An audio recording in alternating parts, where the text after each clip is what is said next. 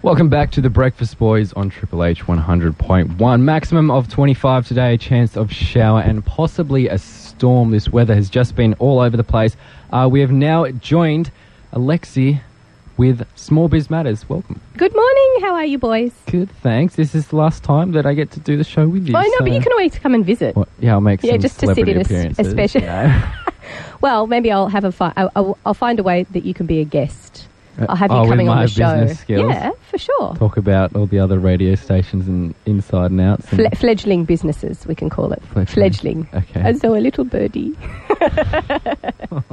Well, Alexi, who do we have as a special guest It's very today? exciting today. We're welcoming this week Lenka Taylor to talk to us about her experiences running a home-based business. Now, I would consider her to be one of the experts, since not only has she established her own branded business, which she runs and continues to run out of home, but she's now also a demonstrator for a well-known brand, which she also manages out of her home. It's a kitchen, actually. We'll get to that a bit later.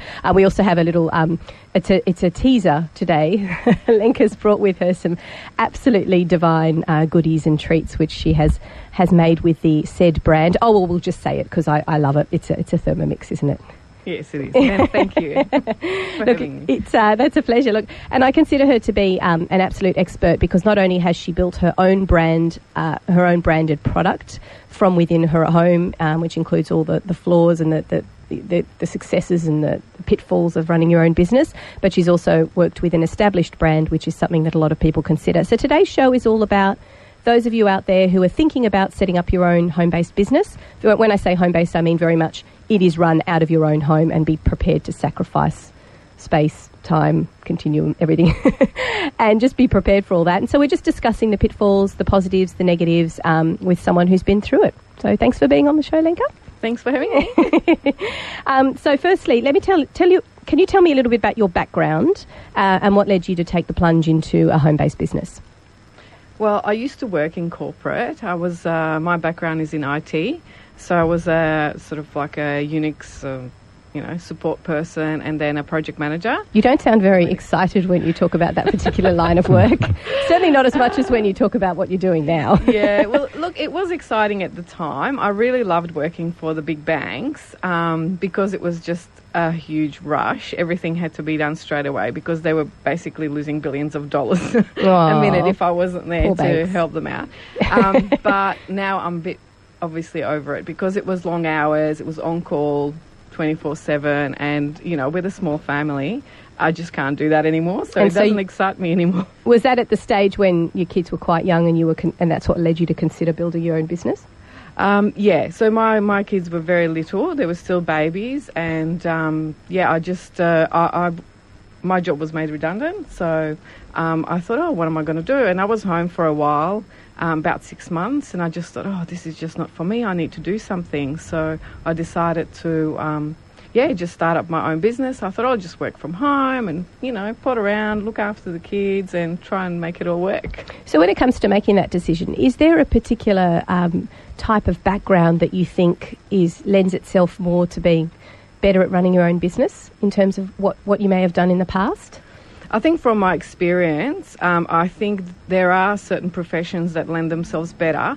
Just because coming from an IT background, I was very good at, doing my own website, but that's just the beginning of a business. You really need the ongoing strategies of having marketing and sales. So anyone from that background would probably do a lot better than I did, having their own business and with the ongoing marketing of the actual brand and business. Yeah, I mean, it is a very, very important part, that growth and that marketing and being able to see where you want to be in 6 months' time and all that training that you sort of bring with you from the corporate background if that's what you have. But like you said, an IT background meant that you could do your website with your eyes closed. For me, an admin background means that I can quite comfortably do all of my bookkeeping and my budgeting and all that sort of stuff. So I think you will bring something with you, but again, it's the same with any small business. You're not going to be able to wear every hat, and you need to be prepared to outsource.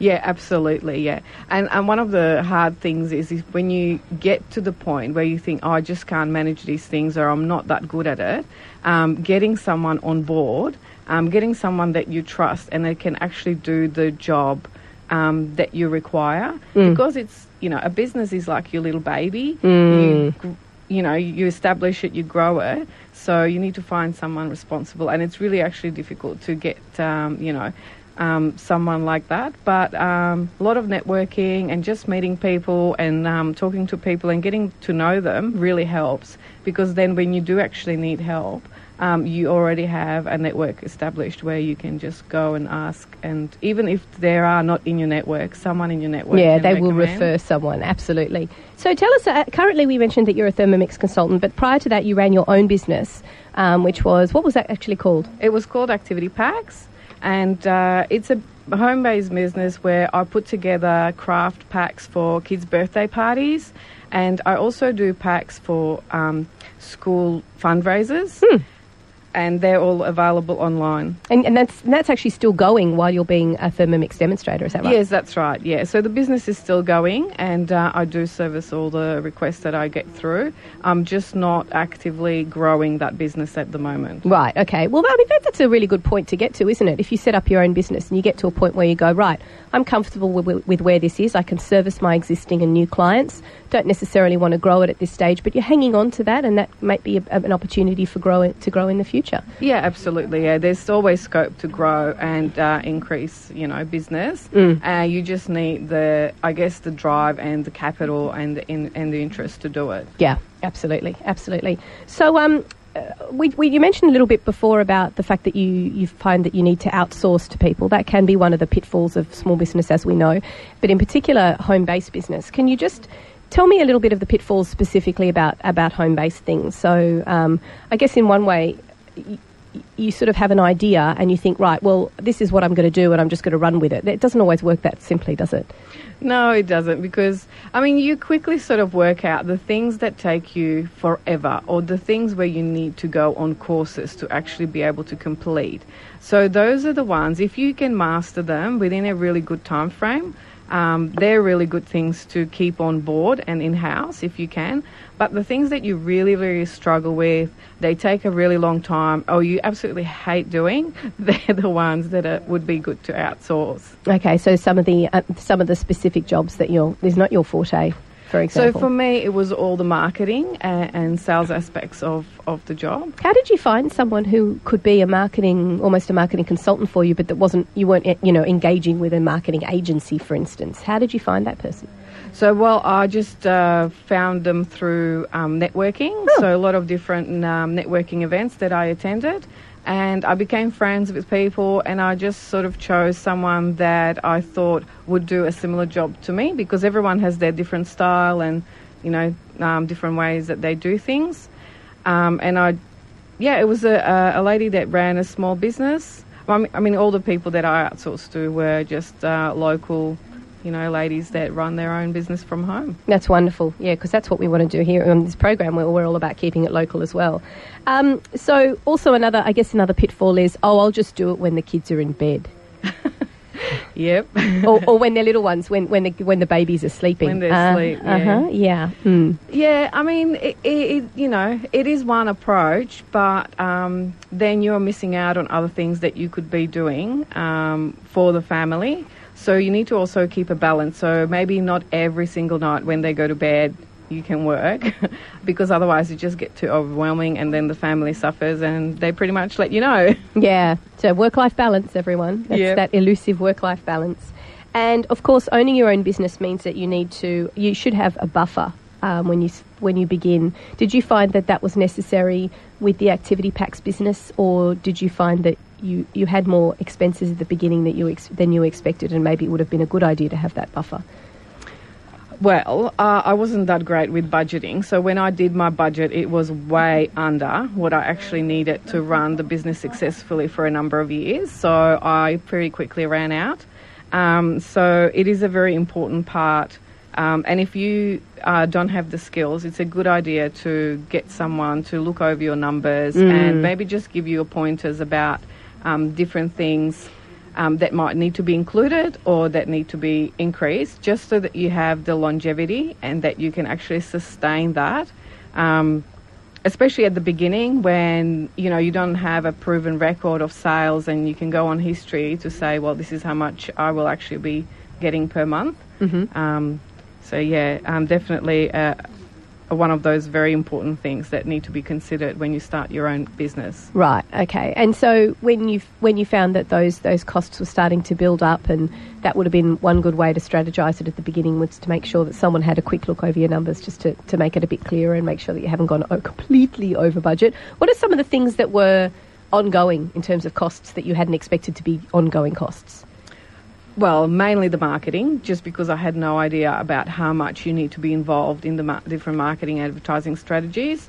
So that was one of the things, because for me and the product that I had, advertising and getting different, ads or Facebook ads out there worked very well. But as soon as that stopped, then the sales also decreased. So, wow. So you very much noticed a very distinct, clear pattern. Stopping the advertising meant sort of slowing down the sales. Yeah. And I think because it's a product-based business, that's just how it works. I think different types of businesses would not be like that. They would be more about word of mouth, especially, like a service type based business. Yeah, exactly. I know that feeling well.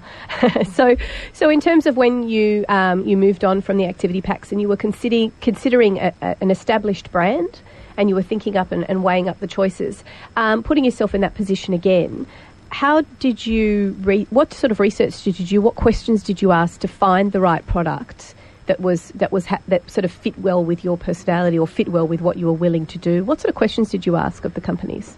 Well, my couple of things that I really wanted. I wanted a product that's used every day, because I found through, having a product that's only used once a year or twice a year, it's really difficult to then keep the customers for, more than, say, 2 or 3 years.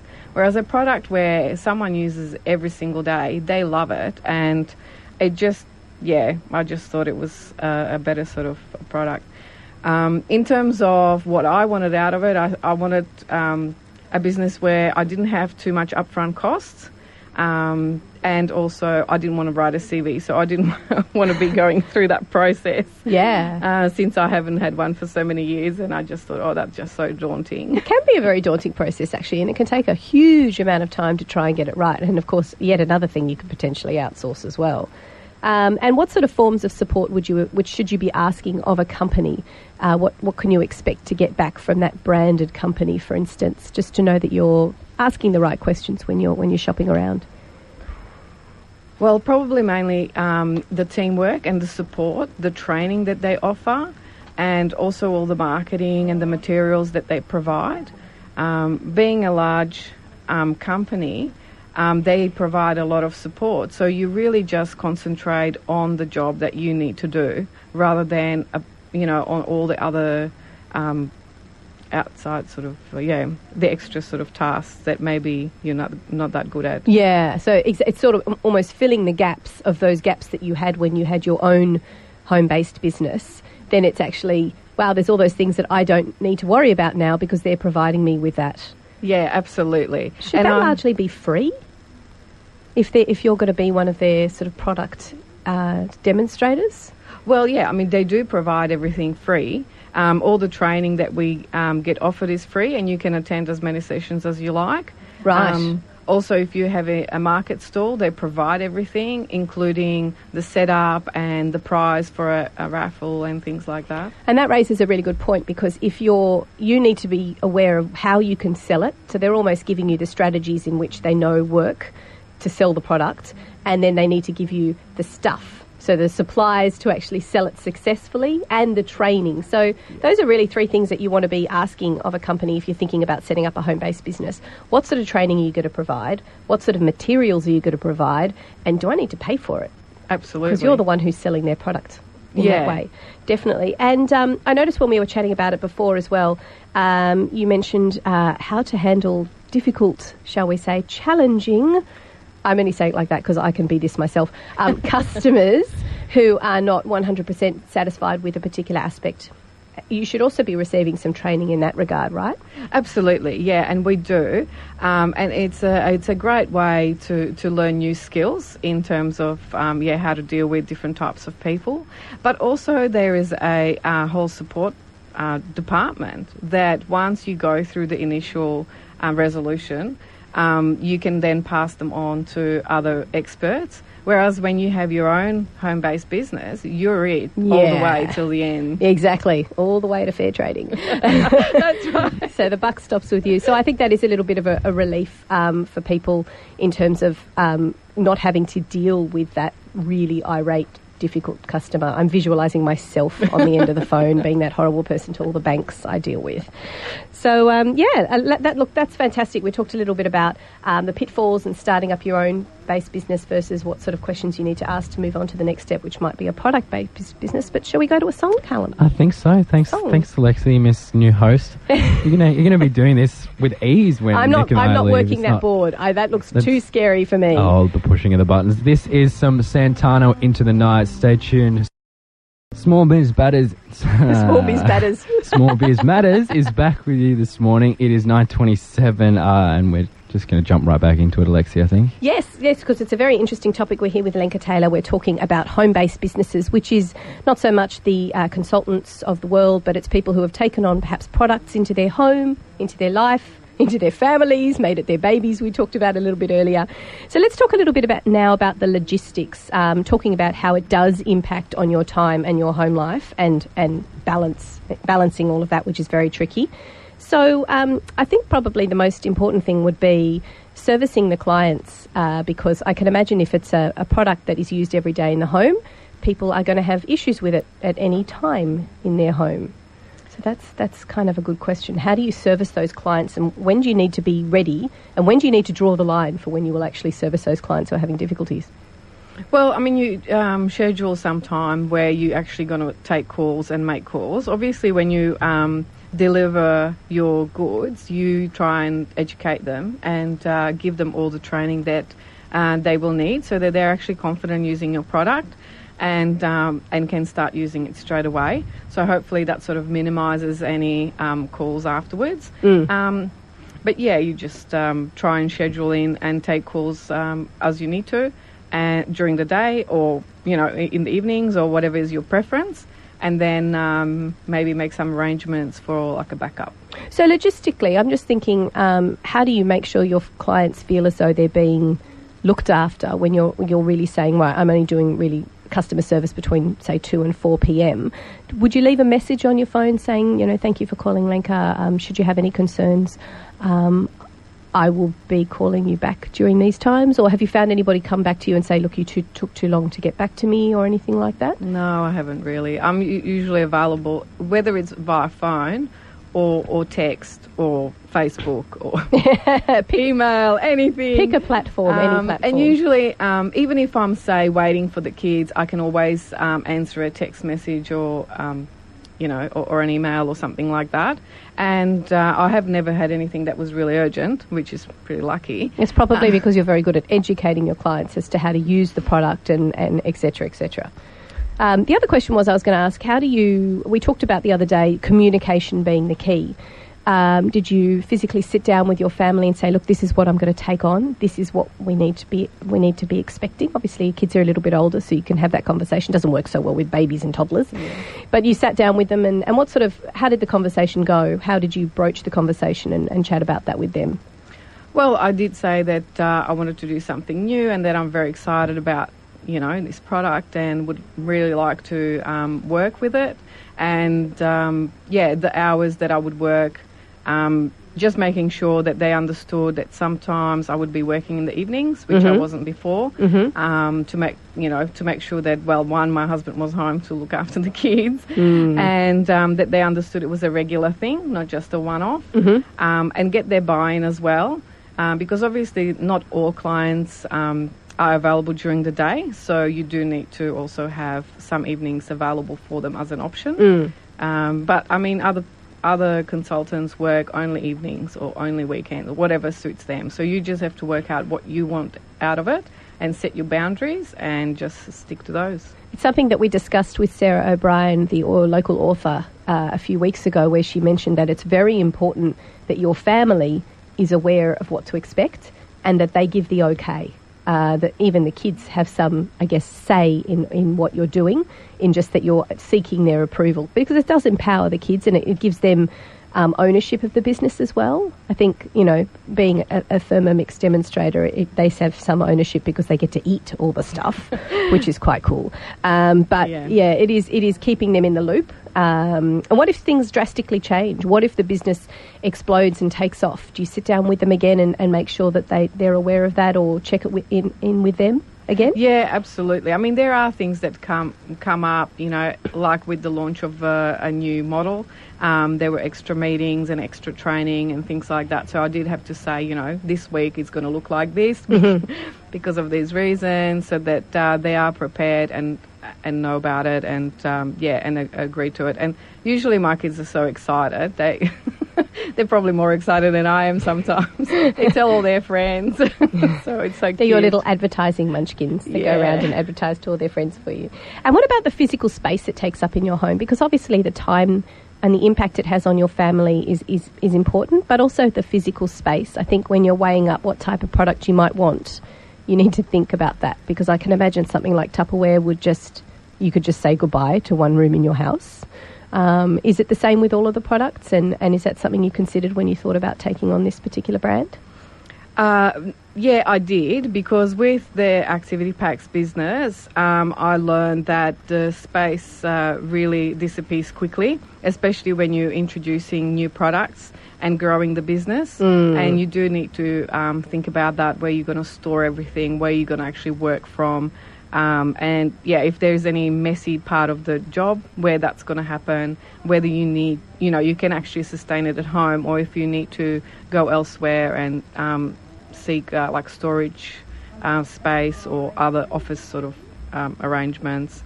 And with the current one, there is not really that much, because usually when the product comes in, it gets delivered pretty quickly. People don't want to wait. Yeah.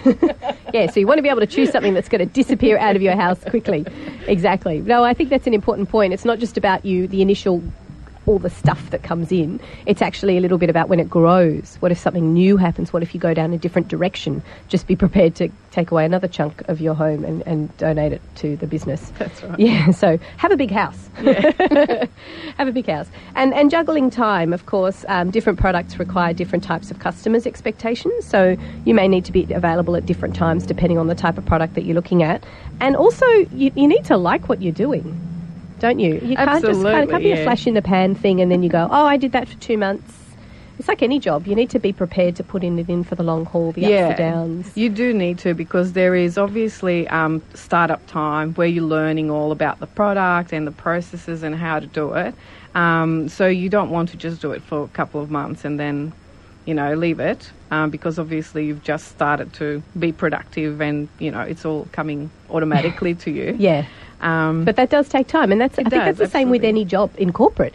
You wouldn't expect someone to be able to hit the ground running in a brand new position, particularly in a position that had never been created before, like the activity packs. You need to allow yourself some time, a couple of months, to build a client base and to get familiar with the product. Otherwise, you may just give up. Yeah, absolutely. Have that in your head to begin with. It's going to take me a little while to get it. And so if you do grow out of it, because what was one of the reasons you left the activity packs business?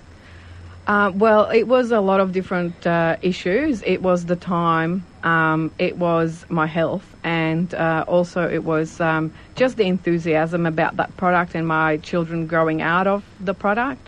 And I thought, well, the kids are a bit over it, I'm a bit over it. I think it's, time to sort of maybe look at something else. So it's a good time to move on, if you're getting fed up looking at the product. Like, okay, I'm sick of looking at this thing, I'm going to move on now. And so, and like you said, stages of your life, it's important to think about what stage your family is in, because I think with a home-based business, the way that differs with other businesses is it will impact on your family, on the kids, as well as your partner, and you need to consider what stage of their life they're in. Obviously, I think a product like a Thermomix is perfect for pretty much any stage when you've got kids, because it can be available to them to cook with and to work with, and they can get excited about it. But the activity pack's certainly something that when they're sort of a little bit younger. So think about your family structure and how old they are, and when's the right time to move on. And when the admin becomes a chore, I think. I have heard, spoke to a couple of people about this, just saying sort of what would you like me to chat to Lenka about? And they said, look, I've delved into a couple of products before and the admin side is just behemoth. So I guess that's one good question to ask as well. You don't want to be drowning in paperwork, really. Absolutely, yeah. And that's one of the things that I actually asked at the beginning when I started the Thermomix Consulting. I said, I really don't like admin. You know, how much is there really? And it's so minimal. I mean, there is hardly any, which is absolutely fantastic, except obviously you need to keep your receipts and everything for tax time. Yes, said the bookkeeper in the room. Everything must have a receipt. Yeah, absolutely. But with my own business, the activity packs, the paperwork just never ending. So you actually found there was more paperwork with your own business? Absolutely, Interesting. Yeah. And just the startup, also the cash flow, because with your own business, I found for me it took longer to build up the actual client base and get the ball rolling, whereas with a company that already provides the training and really gets you, within a couple of weeks, gets you up and running, it's a lot faster. And a well-known brand, I think, because as soon as you put that, as soon as you establish that brand and link yourself with it, people immediately start going, oh, okay, I know that. I've got a picture in my mind what that is. And when we've got your own home-based business, which you're starting from scratch, you need to build that brand. So absolutely, there is certainly advantages to it. But is it more satisfying to do it yourself? Is it? I mean, at the end of the day, do you go, look, I built this. This is entirely me. This is entirely my product. I did this from scratch. Is there more satisfaction in doing it yourself? I think that there is different type of satisfaction, because there's definitely that joy and proudness that comes with, developing something from scratch and bringing it to a certain stage and growing it. Yeah, it's just different type, I think. Yeah, so you get it's different type of satisfaction, I guess. Yeah. Interesting. Well, let's go to another song, Callum. Thank you, Alexi. I was about to pull that on you. Actually, here's some Red Hot Chili Peppers, Under the Bridge, Breakfast Boys, and Small Biz Matters team. We'll be back with you soon. You're back with Small Biz Matters as we wrap up the end of the show. Alexi, can you tell us what we spoke about this morning? Yeah, interesting program today. We've had Lenka Taylor in the room talking about home business, what to expect, the pitfalls, the considerations, the positives, the negatives, particularly how it impacts on your family and your own home space. I think that having gone through the position with your own branded business, which you built from scratch, and then also taking on a well-known product, it's interesting to look at both sides of the coin with that, where the job satisfaction comes in. But I think one thing that's really amazing is that you got that first business to a point where it is a brand that can sustain itself, that it just keeps on going. It's got its own little life force, if you will. And I think that's something to be really proud of, because I think a lot of small business people out there would love to think that they get to a point where their name, their brand, what they produce is enough to just keep the business coming in, and they don't need to do that consistent marketing approach. But that's the benefit of having a well-known product. Is absolutely. That you don't have to do all that marketing, and you don't have to do all those buy all those upfront things, and they give you everything that you need. So that's it was an interesting discussion, definitely. But I wanted to talk to you guys in particular about something that happened in the news yesterday. I recall hearing that in terms of when you pay off your tertiary education debt and when you're back at zero, that those who go into TAFE and move into the trades and become apprentices end up with less debt sooner than those who go to university. And I think that's because those with university education are surprised at how competitive it is once they finish to get a job in the industry that they're interested in. And I just wanted to have a chat to you guys if that was changing your friends' attitudes towards university versus TAFE or tertiary education at all. And this was on the news last night, correct? Yeah, I believe so. It was just that a study had come out looking at the basically where you would be financially if you're better off to go to university and get a bachelor degree as opposed to starting your career and your earning potential right from the day you start at TAFE. I do know actually that was a bit opposite to that, because TAFE have just fees have gone up like a large amount. I had a couple of friends doing event management, which went from $800 to $8,000. Whoa! So yeah, So that's going to be a big put-off. And that's TAFE. Yeah. So that scared them off TAFE a little bit because, I mean, $8,000, which used to be $800, and you're just like a year difference. You're not really getting what you're worth. It must be very confusing to be in that position at the moment where you're weighing up, okay, what is the value of a TAFE course in terms of what the industry expects versus a university degree? Let's look at event management there, because if you were to study that, maybe a marketing communications majoring in event management, I don't even know what course you would do at university, versus a TAFE course, is one more valued than the other? How do you sort of weigh that up? Do you think about the costs now? You almost have to have an Excel spreadsheet, don't you, to figure out when it's going to be paid off? What I do know about TAFE is that you get a lot of hands-on experience compared to what you do get at university. I have a friend doing event management at university. Right. No experience, like no hands-on experience. And my other friend who's at TAFE is, they're working together as a group. Yeah, the whole on TAFE, events. Yeah, on an actual event. So. But, the person at university knows the psychology and the sociology of event management. They're very educated in that regard. But that's a very good point. You need that hands-on approach, and I think that's what TAFE does give you. Sorry, I have quickly just seen when I've been looking for jobs, a lot of companies are hiring people going through their degree just for internships, basically, not even for work, but that's not a bad idea if you are going through uni. Absolutely. But is that worthwhile? What does an internship pay? That's the thing. It's a big... I've seen a lot of people discussing internships these days. Personally, when it comes to media jobs, because you get all these internships and they're not really wanting to hire anyone after the internship. They're just wanting 2 months of someone to work. And, it might be a low internship, not a very big company. But if you're the best of the best, they will hire you if you're the best of the best. But you've got to be careful. You've got to be careful of those big companies that take advantage of you, pay you buckleys, like literally nothing to do photocopying work, and it's hard to find that right position. I know from my perspective, we were talking about this during the break, is that if you're looking at media communications or you're looking at a field that requires experience, you have to volunteer. I mean, in my day, you volunteered. Internships, still the same these days, you just have to you have to expect to do that. But then again, where does the funds come from? Where does the money come to start paying off that debt? How do you survive?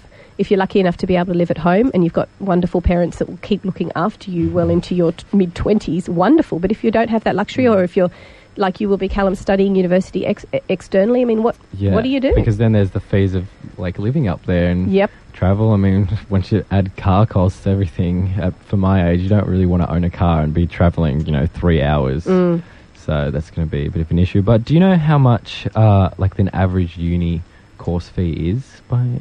No, I mean, it'd be 30. Thousands. Yeah, I mean, it depends what you're studying. I mean, I think that they're looking at, and it's all got to change because, of course, now they're going to bring in the change to they're going to deregulate the university fee structure, so which means the universities can pay whatever you like. You're competing with international students who are willing to pay a great deal more than what you can afford, and it's going to push the prices up. I think it's hilarious that the federal government thinks it's not going to, that the competition is going to create a better system for university students. I think that's furphy. It's just not going to happen. They're going to take advantage of that opportunity. The title that I saw someone give it was "We're getting Americanized." Ah, yes. So, which is completely true. I mean, the fees that they pay to go to college there versus what we pay. It's frightening. It is frightening. I mean, they're in debt for the whole of their lives, and their job market is a lot worse off than ours. So I guess the moral of the story today is that you need to weigh up a whole lot of stuff. You need to think about whether or not the TAFE course versus the university course is going to look better in an industry, from an industry perspective. And don't be afraid to ring up the company that you think is your ideal company you'd like to work for, and just go, look, can I have a chat to someone in HR? I just wanted to get your advice. It's amazing how many people would be willing to give you advice if that's what when you're looking at someone's CV who's an entry level position. What do you see? Do you see the McDonald's? Do you see the volunteer work, or do you see the course? What's the most important thing to you? Ask the questions. Be bold enough to go out there and ask questions of potential employers. And you know what? That phone call might just get you a foot in the door. Yeah, and that's the thing these days. Uni courses aren't meaning as much. I mean, in the end, you're going to get trained regardless on site. They obviously want to know that you know about what you're doing, but when it comes to experience versus a piece of paper saying that you can do something, I mean, experience wins. It 9 does. times out of 10. It does, but it's not going to pay you anything. Right, that's true. So Yeah. there's the volunteer work versus You have to really weigh it up. as opposed to getting a job in an industry which has absolutely nothing to do with your degree, but at least you're getting money to survive through uni. So there's a lot of things to weigh up. I think the bottom line is just get going on your Excel spreadsheets, kids. From the expert admin herself, Yes. Alexis. My favourite program of all time. And it's something as well that I know, Lenka, from my perspective, having kids who are 6 and 8, this is the first time since all these announcements have come to university funding changes, I've actually sat there and gone, you know what, I think I need to start putting money aside for my kids' university education because they're never going to be able to afford to go, or they'll be in debt for the rest of their lives. Yeah, absolutely. It's scary. I have some friends that their kids are currently enrolled in uni, and I was just astounded at how much the fees had gone up since Compared to when we were there. Yeah, absolutely. It's just horrendous. And Nick, we were saying as well that apparently when I went to uni and you had a HECS debt and you put, say, $1,000 towards a HECS debt, you get 25% removed from that. Nah, it's not the case anymore. It's half, if not less. Yeah, and I think different universities have different fee paying back structures and finance, and wow, it's a whole new world out there for something as simple as university I can imagine education. a lot of the smaller universities wouldn't even have the luxury of giving you 1% back if you paid up front. True. They probably wouldn't even offer that anymore. Yeah, well, at least we've still got that under the umbrella of the Australian government, but I wonder if that'll change. There's a lot of things being chopped and changed all over the place. Maybe we should get Philip Ruddock in here to talk about university. And the reason why I bring that up when it comes to small business is because those university graduates who come out of uni and come out of TAFE, they are our workforce. And they're the kids who come to us. And I have spoken to so many small business owners in the last 3 or 4 weeks who are just trying to find good people in their industry to work. Hard workers that have got some skill set, they'll teach them. It's not about knowing the job inside out, back to front. It's about the attitude, and it's about the willingness to learn and the willingness to put in 2, 3, 4 years in one company and stick with it. I can't tell you the number of times I've worked in an HR capacity, hiring and firing for different companies. If you work in 10 jobs for 6 months, no one will look at your CV. It looks terrible. So whatever you get your foot in the door with, it doesn't matter if you're selling tickets at Ticketmaster or something like that. Whatever it is, stick with it for a few years, because then it looks as though you've got longevity and you've got the dedication to a position when you move in. So that's my piece of advice for everybody listening out there today. Good advice. I put my Alexis. HR expert hat on. It's good. It's good that we can now, be a part of the Small Biz Show, given our experience this time. Yes, very important. like we're Everyone's the part of guests. small Did you business. see in that this you made country. it onto the sheet? What sheet? Yeah, you're now on our sheet of I feel important. of hosts. So I am the done. I am on the program. I'm not a host yet until I can work that board. That No, still we can scares push me. the on button. So good. But Alexi, what's going to be happening next week? Look, next week we've got another special guest. We're having a guest fest again. I love that word, guest fest. Next week we've got someone representing Abbey Practice in Hornsby, a wonderful long-term accounting practice. Have been here for 35 years. And we're actually talking about budgets and planning. And that is something that all small businesses feel they need support with and help, understanding forward planning, understanding their budgets, getting some skills to actually understand what those facts and figures mean that are being spat out of their accounting software that they don't really mean. They just pass it on to their accountant. So getting the ins and the outs of that from someone who's an expert in the field. Right. Is there any homework to do for next week? There is. I'd like you to have a think about what you consider to be a budgeting. What is actually a budgeting tool for you? Is it what your accounting system spits out at the end? Is it your trial balance? Is your balance sheet? Or do you have a look at your cash flow? Do you literally go, this is what I've got in the bank and this is what I can afford to do in 12 months' time? And then how does that impact on the growth of your business? Because I think too many small businesses think of the here, the now. What am I doing right now with my business? I can't even see beyond 2 weeks, let alone where do I want to be in 12 months? So have a think about the products that you use for forward planning and then think about how you can start to use those things to see yourself where you'll be in 12 months' time. And then we'll try and refine that a little bit more next week with the experts. Very awesome. But unfortunately, we won't be here. I know. Thanks for coming on my show. No, just joking. Alexi, Thanks for being you. wonderful co-host. I'm going to miss my breakfast boys. I've got my girls at home and I've got my boys here. So you'll have to come and visit. I know. We said celebrity guest appearances Yes. on the show. I want to hear how you're going in a few months' time. It's going to be very interesting. No pressure. Thanks. Coming up for the rest of the day, though, at 12 p.m, we have Electric Barnyard with John Lee. Drive Home with David Moffat is on at 3 p.m. Madhouse at 6 p.m. and at 9 p.m. is the Homebrew Radio. This has been the Breakfast Boys with our hour of Small Biz Matters. Here is Silverchair Straight Lines. We'll see you tomorrow.